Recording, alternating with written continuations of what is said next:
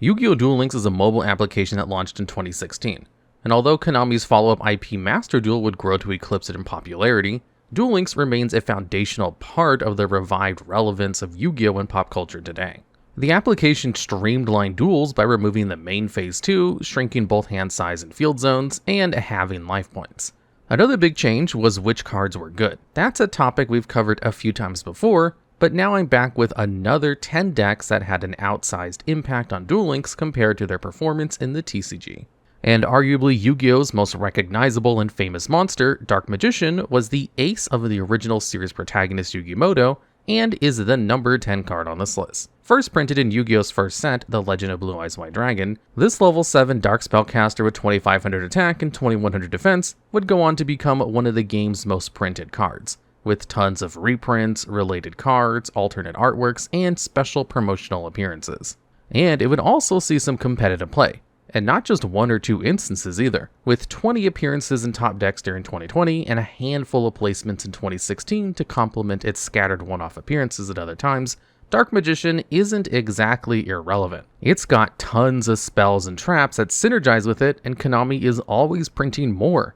Dark Magical Circle helps you find your Dark Magician cards and provides some banish removal. Secrets of Dark Magic can access Dark Magician's suite of related ritual and fusion monsters. If I listed out every card to support Dark Magician, this would become one of those multi-hour sleepy time videos on its own. So let's get to the point and drive straight into Duel Links, where Dark Magician at last had a competitive reputation to match its ultimate wizardry status. Available since the launch of the app, Dark Magician wouldn't become a real meta threat until the release of the Guardians of Rock mini box and Future Horizon main box in late 2019. These brought the continuous spell Dark Magical Circle and the trap Magician Navigation, finally giving Magician's Rod, the Dark Magician spell trap searcher, better targets than Thousand Knives and Dark Magic Attack. Of course, these cards weren't bad, but Circle Navigation gave the deck real consistency. Magician's Navigation's effect to special summon a Dark Magician from hand and a Dark Magician from deck made this strategy able to swarm the field.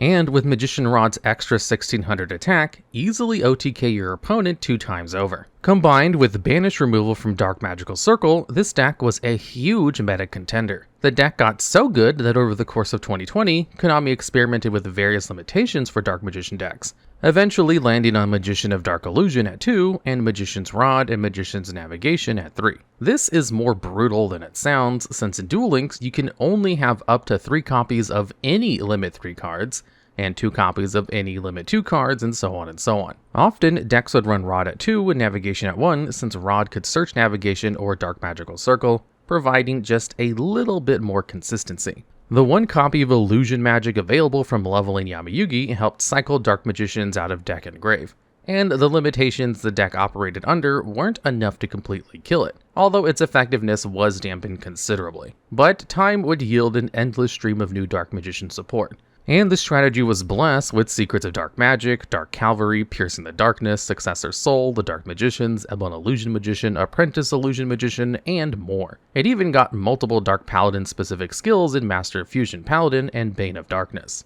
And this only scratches the surface of Dark Magician's impact on the Duel Links scene. Eternal Soul, Palladium Oracle Mahad, and Chocolate Magician Girl all had their periods of historical and continued relevance. Although the Battle Chronicle skill was more often used with Blue Eyes White Dragon decks, it also works for Dark Magician. Back in 2018, duelists could make a mean competitive Dark Magician spellbook deck that used the Arcana skill, a trick up the sleeve, to always open your 1 copy of Magician of Dark Illusion, which could then be special summoned during your opponent's turn with Spellbook of Fate. This delivered interruption plus a strong body that enabled follow-up with both Thousand Knives and Dark Magic Attack, gettable by your Magician's Rod. So yeah, Dark Magician was and is very good here.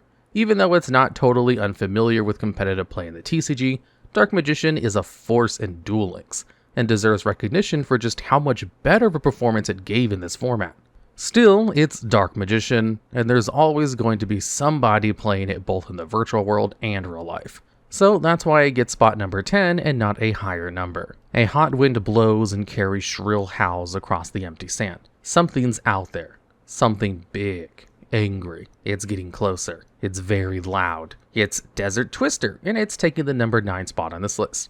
Originally released into the TCG as part of the 2007 set Tactical Evolution, the level 7 Wind Fiend with 2300 attack and 2000 defense Desert Twister would go on to become one of the earliest ultra rares in Duel Links, featured in the third ever mini box Wonders of the Sky, which released in March of 2017. Desert Twister cannot be normal summoned or set, and can only be special summoned from your hand by banishing 2 wind attribute monsters and 1 earth from your graveyard. Once it's on the field, you can discard a card to target and destroy a spell or trap as many times as you have cards in hand to activate the effect. On the surface, this doesn't seem particularly impactful. 2300 attack is decent, but definitely no game-winning amount, even in Duel Links. There were better cards in 2007 TCG, and there were better cards in 2017 Duel Links, but Desert Twister was just good enough in just the right way to see rogue experimentation in the competitive metagame of early Duel Links. While playing as Joey Wheeler, players could use his Last Gamble skill to turn Desert Twister into a deadly finisher. Prior to March of 2019, you could activate Last Gamble from turn 5 onwards by discarding 2 cards and paying life points until you had 100 left. Then you rolled a die and drew cards equal to the result. The idea here was to use Earth and Wind defensive monsters like Hane, 4-star Ladybug of Doom, and Adhesive Explosive to buy time until turn 5. Blue Dragon Summoner, a Wind, was another great option that had the added bonus of floating into Warrior Digrapher, an Earth. Then, once the Last Gamble was online, you could discard to ensure your ability to pay Desert Twister's summoning costs, and then hopefully draw a bunch of cards. Desert Twister would use these die draws to power its spell and trap removal, which could then be used on your opponent's cards or your own. Duelists often use Desert Twister to target their own Wild Tornado, a trap which could destroy a face-up card on the field in response to itself getting destroyed while set. The deck wasn't unstoppably good, especially since winning often came down to the luck of the die roll. But doesn't it always? For a desperate Last Gamble, your odds of winning with Desert Twister weren't actually that bad. Desert Twister, of course, has never seen play in the TCG, and probably never will. But Duel Links felt the scorn of its scorching storm.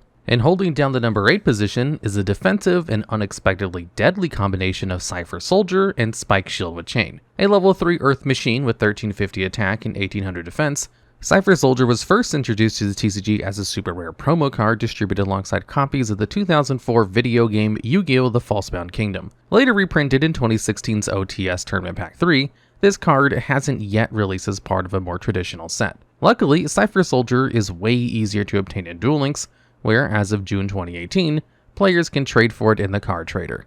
Spikeshield with Chain is a trap card that becomes an equipment in the style of Kunai with Chain and Blast with Chain, and released in the 2013 set Cosmo Blazer, and entered Duel Links a couple of months before Cipher Soldier with the March mini-box Rampage of the Forest. These cards combined into a deadly OTK, where any warrior monster attacking into a Cipher Soldier easily sets himself up to take as much as 6,000 points of damage. And that's because Cipher Soldier is one of those super specific counter cards, that while its stats aren't super high, when it battles a warrior monster, it gains 2,000 attack and defense during damage calculation. 3350 attack and 3800 defense is pretty big on its own, but gets even bigger when the soldier wields Spikeshield with Chain. On top of a simple 500 attack boost, when a defending monster holding Spikeshield with Chain as an equipment is attacked, it gains defense equal to its attack during damage calculation.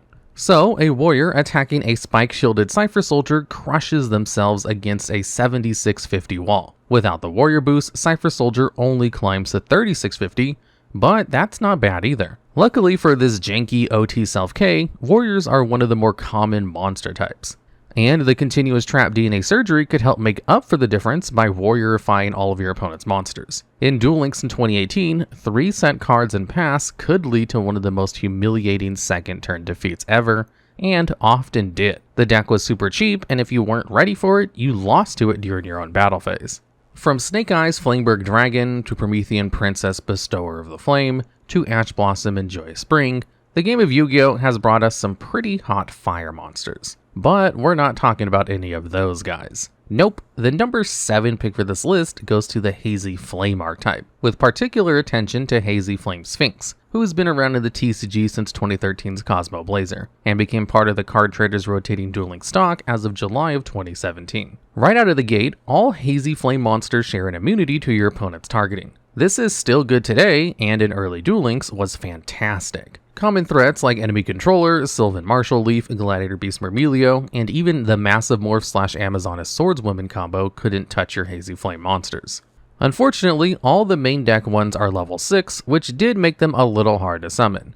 But thankfully, one tribute isn't an impossible obstacle to work around. Hazy Pillar, the archetypal continuous spell, allows your Hazy Flame monsters to be normal summoned for one less tribute, but wasn't added to Duel Links until December of 2020 minibox Rage of Volcano, so that wasn't an option for a while. But cards like Soul Exchange, Flame Tiger, and Treeborn Frog could approximate the same result. Fengwing, the level 6 Fire Spirit monster, also benefited from the same setup, and wiped your opponent's spell and trap cards. But Hazy Flame Sphynx only has 1900 attack and defense. So what's the payoff here? Well, Sphynx can special summon a fire monster from your hand or grave, but only if you solve her riddle by correctly guessing the card type on top of your deck. After declaring spell, trap, or monster, you'll mill the excavated card. And if you were right, you got the summon. If you were wrong, you got nothing. This effect is kind of fun in that it evokes the classic Sphinx of Greek mythology, known for asking travelers riddles that ended in safe passage or devourment. But why was this good in Duel Links? Like with Desert Twister, the answer loops back to a skill.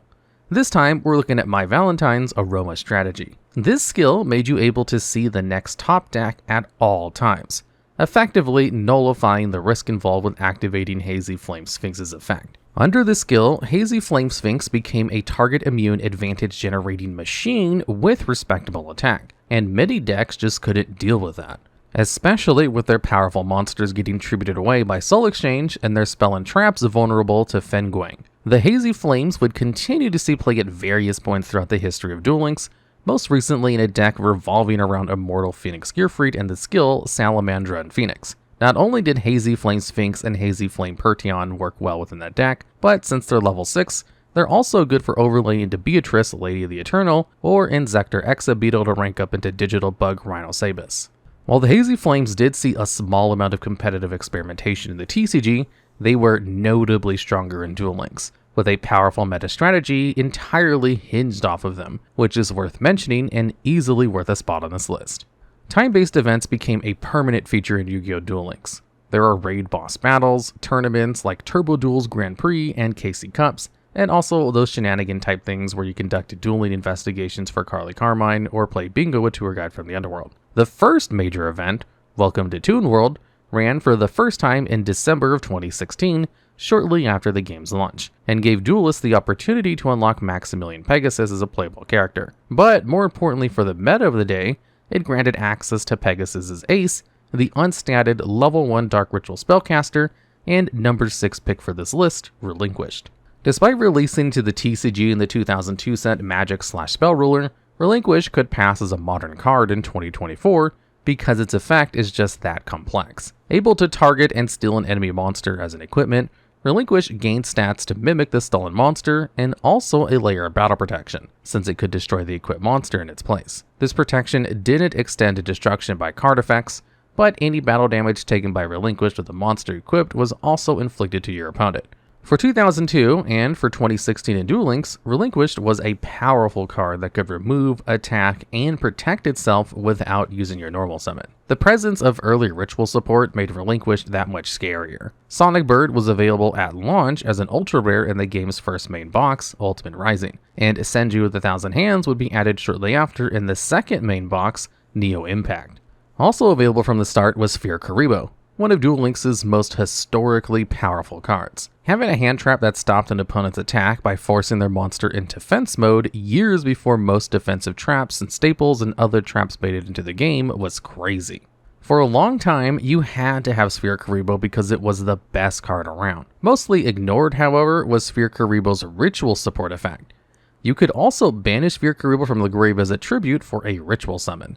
Since the little round guy is level 1, in most cases this was only barely useful. But Relinquish is not most cases. Sphere Karibo could make up your entire tribute, basically freeing you of having to tribute at all. After blocking your opponent's Blue Eyes White Dragon, you could summon a Ritual Searcher and then banish Sphere Karibo for Relinquish and then OTK. But even though it was great in Duel Links, in the TCG, Relinquish didn't hold the same gravitas. Instead, duelists were way more likely to use its evolved form, Thousand Eyes Restrict. A level 1 fusion monster, Thousand Eyes Restrict could easily be cheated out of the extra deck using the spell Metamorphosis and a token. or fused using a fusion substitute monster to forego having to mess with clunky ritual monsters entirely. Because Thousand Eyes Restrict was easier to play and didn't take up as much space in your main deck, Relinquished was often ignored by competitive players at the time, although future duelists would give the card more recognition for its strength in GOAT format. But that still doesn't even come close to the level of prestige that Relinquished enjoyed in Duel Links, and it still sees some play in the modern game. The meta has advanced far beyond using Sphere Karibo in basic searches, but in November of 2022, the Thousand Illusion structure deck released introducing Thousand Eyes Restrict, Relinquished Fusion, Millenniumized Illusionist, and Golden Idol, while also making Millenniumized Restrict more accessible. On top of this, the Thousand Eyes Illusion skill lets you open Relinquished and Black Illusion Ritual or Polymerization with 100% consistency, and also gave you the option to shuffle one of your monsters from hand or field to cheat out Bickery Box. But although this deck was strong and benefited from Millenniumized Restrict's monster effect negation, it didn't approach the heights of Relinquished's early dominance. And that's all there is to say about Relinquished in Duel Links right now. It's an important card that carved out its space in the first year or so of the game's competitive history. Honestly, Relinquished would have taken a spot farther up on this list if it weren't for its GOAT notoriety. But Relinquished was great, and a number 6 spot is fine, and it's time to move on. Hopping from dark rituals to a ceremony that's a little brighter, the number 5 deck that was better in Duel Links than the TCG is Starry Knight Starry Dragon and its Starry Knights. First released into the TCG in the 2021 set Ghost from the Past, Starry Knight Starry Dragon is a level 7 light dragon with 2500 attack and 2300 defense, that was supported by a cohort of level 4 light fairy monsters and their spell and trap cards. Starry Knight Starry Dragon wouldn't release into Duel Links until December 2022 mini-box Arms of Giant, well into the Link era. Despite not having access to Starry Knight yet for their extra deck, Starry Knight Starry Dragon strategies benefited from the fairies' uniform levels of 4, which opened up a suite of solid generic Xyz plays. Number 39 Utopia could easily rank itself up into number S39 Utopia of Lightning, or full armored Utopic Ray Lancer. Abyss Dweller, Evil Swarm Excitonite, and Castel the Skyblaster Musketeer were other excellent options. And the Starry Knight's fairy typing even lets Starry Knight Starry Dragon players run Fairy Cheer Girl for extra draw power. The Xyz Light Ray skill was a good option for this deck, providing an extra 1500 light points at the start and 800 more attack once per turn. However, the skill Overlay Control would soon eclipse Xyz Light Rays in usage. This skill lets you set a copy of Overlay Network from outside your deck, a continuous spell capable of both special summoning an extra Starry Knight and reclaiming an overlay unit from an Xyz monster back to your hand. This impactful use of both skill and extra deck made the solid Starry Knight Starry Dragon plus Fairies core even stronger. The entire gimmick of these cards is to summon, bounce, and resummon Starry Knight Starry Dragon, making use of its soft once per turn on summon destruction effect to pop 1 card. Additionally, at the start of the damage step, Starry Knight Starry Dragon can banish its attack target until the end phase and immediately attack again. On a slightly more niche note, it also can't be destroyed by the attack or card effect of a Dark attribute monster. Luckily, Dark is one of the most common attributes in the game, so it's not unheard of for this protection to make a difference in the outcome of a match. And things got better with the addition of Starry Knight Blast, a normal trap that negates an activated effect to bounce a level 7 light dragon back to your hand. This gave you interruption while priming another Starry Knight Starry Dragon summon and pop through cards like Starry Knight Ceremony and Starry Knight Flamel. Interestingly, Starry Knight Blast was added to the card trader stock on December 25th, 2023, Christmas Day. This is likely a nod to the Starry Knights being a loosely Christmas-themed archetype. The Ultra Athletes are Yu-Gi-Oh's resident sports archetype, and perhaps the only cards sportier than Battle Footballer and Ultimate Baseball Kit. They also went a cool spot at number 4 on this list for how much better they performed in Duel Links than in the TCG. The first UA cards debuted in 2014 and included UA Midfielder and UA Mighty Slugger, 2 athletes who would soon see success in Duel Links League, and also their first spell, UA Stadium. Later support would include notable cards like UA Dreadnought Dunker, UA Rival Rebounder, and eventually UA Signing Deal, a spell that specialed a UA monster from your deck, giving instant field presence and igniting your plays. The Ultra Athletes Duel Links campaign would begin in August 2018 main box Gaia Genesis, which introduced Dunker, Slugger, Midfielder, Rebounder, and their stadium. Even without signing deals, this handful of competitors were fierce enough to establish UA strategies as a threatening presence. Their main gimmick is that they operate like a team. UA Midfielder was their best normal summon and facilitates your plays by allowing you to bounce a UA monster, including itself, to tag into another UA from hand, giving access to their wide range of high-level monsters. But having so many strong monsters was both blessing and curse. Since midfielder was the only in-archetype low-level monster, you were in trouble without him. The field spell UA Stadium could search a UA monster after one was summoned, but that did nothing if you didn't open UA midfielder.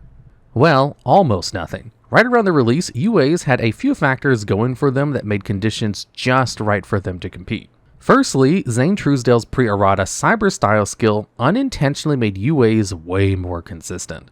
At the time, this skill placed one Proto-Cyber Dragon from outside of your deck to the field for every 1,000 life points below starting value your life points had fallen. This meant that at 3,000 life points or lower, the level 6 UA Rival Rebounder and the level 5 UA Mighty Slugger became starters. If your life points had fallen below half, you could instantly field even stronger monsters like the level 7 UA Dreadnought Dunker. While this skill would eventually catch several nerfs, starting with one in July of 2020 that made these Proto-Cyber Dragons unable to be tributed, for a decent stretch it made UAs playable where they otherwise would have been impossible. Other things UAs had going for them near the end of 2018 were their matchups against dominant decks like Fur Hires and Amazonas. UA Mighty Slugger's attack declaration effect to lock your opponent out of activated effects during the damage step helped handle an Amazon Onslaught, and Jinzo was another pinch option for UA decks since the strategy was already investing in fielding tributes.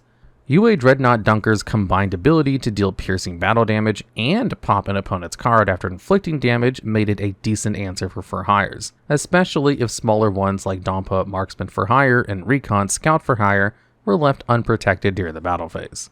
A red moon rises over the Vampire Kingdom. It's going to be a bloody night as the vampires stake spot number 3. A large archetype of dark zombies that has seen continuous support for many years now, there are actually a few vampiric representatives that have seen considerable levels of competitive play. Vampire Sucker is a Link 2 that provides extra tribute fodder and draw power, and is commonly used in strategies like Zombie Control and Eldritch.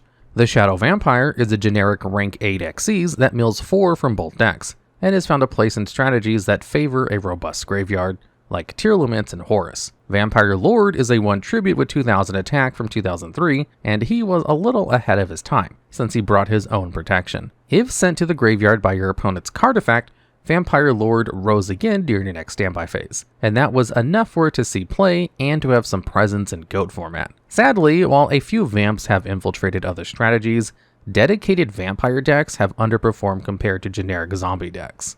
But in Duel Links, the aristocracy of Night had their day. A few Vamps would trickle into the game in early sets, like June 2017's Crimson Kingdom, where the cover card was Vampire Lord. And then there was Vampire Grace from the January 2018 mini-box Residence of Contrast. But vampires didn't really get serious until August of that year, and the Empire of Scarlet mini-box.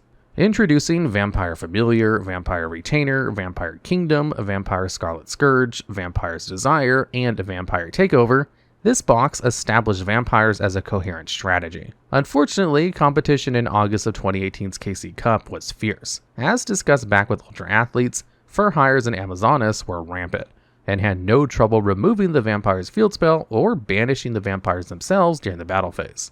On top of these dominant decks, vampires also had to contend with the Ultra Athletes themselves and the easy OTK potential of multiple Master Ankis in a single turn. But in the months following the Cup, duelists had more time to experiment with vampires. And after a new October ban list nerfed heroes, Fur Hires and Amazonas into the ground, vampires had competitive space too. They were a top deck in the November 2018 KC Cup, and would go on to enjoy a surprisingly powerful and consistent period of relevance. Their decent stats, compounded by Vampire Kingdom, melded with strong spot removal through cards like Vampire Grace, and of course also Vampire Kingdom. Vampire Familiar, Vampire Retainer, and Vampire Desire give the deck both searchability and recursion, and having all the most important pieces available in this same mini-box made the deck as inexpensive to procure as it was impactful on the field. Although this would be the golden age of Vampire's Duel Links takeover, they would linger on in the years to come. New archetype cards like Vampire Duke and Vampire's Awakening meshed with powerful generic zombies like Jackal Balan, Mezuki, and more. Players use Bonds' skill, Prometheus Army, to instantly convert both fields and graves into zombies all the way down for a turn. And this skill was reusable every time your life points decreased by 1,000 points. This effectively freed many strategies from their reliance on Zombie World, allowing zombie duelists to easily access the effects of Vampire Sucker and Jackal Balan, as well as putting Super Polymerization online to fuse any two monsters into Draco Necro Nether Soul Dragon. On top of this, zombifying everything guaranteed a double banish from the powerful trap card, Ice Dragon's Prison. After the release of the archive skill Red Eyes Undead Reborn, vampires would find play in some zombie Red Eye strategies, with Familiar, Retainer, Desires, and Duke forming an effective zombie generation engine to power boss dragon plays. Now, for number 2, they're not all zombies like vampires, but they're just as Halloween coded, and they even had an Alucard. The number 2 deck on this list goes to the Ghostricks. They're a cute archetype of low-level spellcasters, fiends, zombies, and fairies, and while they're not technically flip monsters, the deck's whole gimmick is that when they're flip face up, things happen, and then they can flip themselves face down again. Ghostrick Skeleton, for example, can banish cards face down off the top of your opponent's deck, equal to the number of Ghostricks you control. Ghostrick Skeleton's effect goes off on flip, but other Ghostrick effects go off as an ignition like Ghostrick Ghoul, or after inflicting damage like Ghostrick Stein. They've even got some really good defensive hand traps like Ghostrick Lantern and Ghostrick Jackfrost, who can both be recurred by the rank 1 XC's Ghostrick Duelahan. Traps like Ghostrick Scare let you book your opponent's monsters, and archetype field spells like Ghostrick Mansion and Ghostrick Museum help you protect your own set creatures from battle.